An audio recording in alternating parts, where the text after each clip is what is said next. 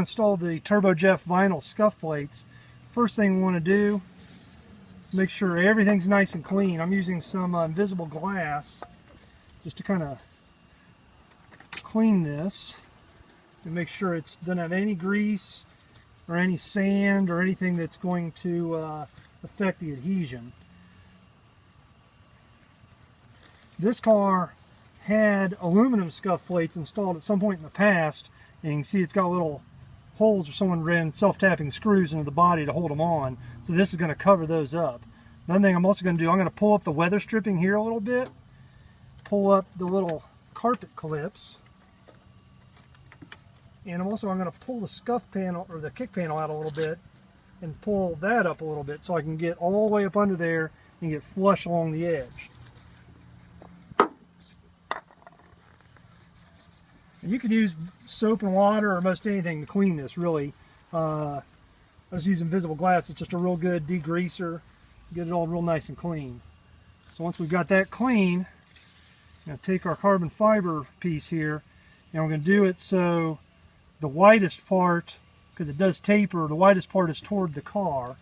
And you want to kind of lay it down and test fit it. You can also make marks as to where the edges are to make sure it's lined up right. In this case, the scuff plate actually wore little marks right there, so I've got kind of a little reference point. So we're going to try and get that up flush as much as we can right there. You also want to make sure your hands are clean, so when you touch the back of it, you're not getting grease on the adhesive.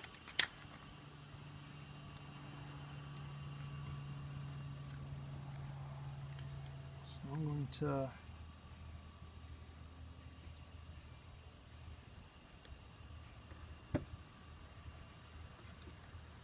lay that on there. I'm going to kind of work from one side to the other.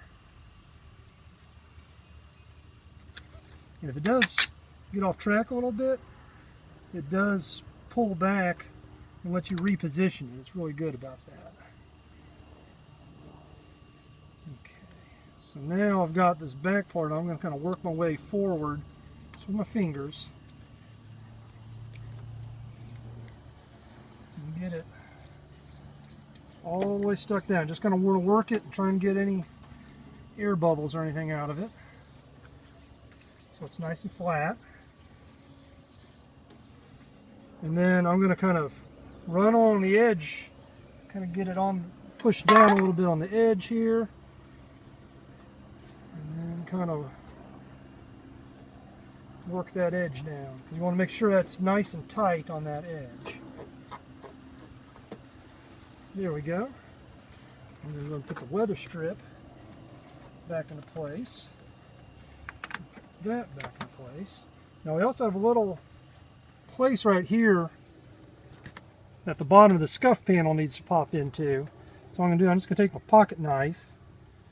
I'm just going to trim it out right there. Made a little hole for it.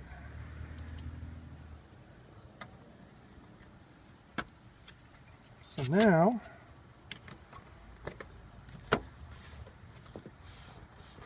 pop that down, and we're all set.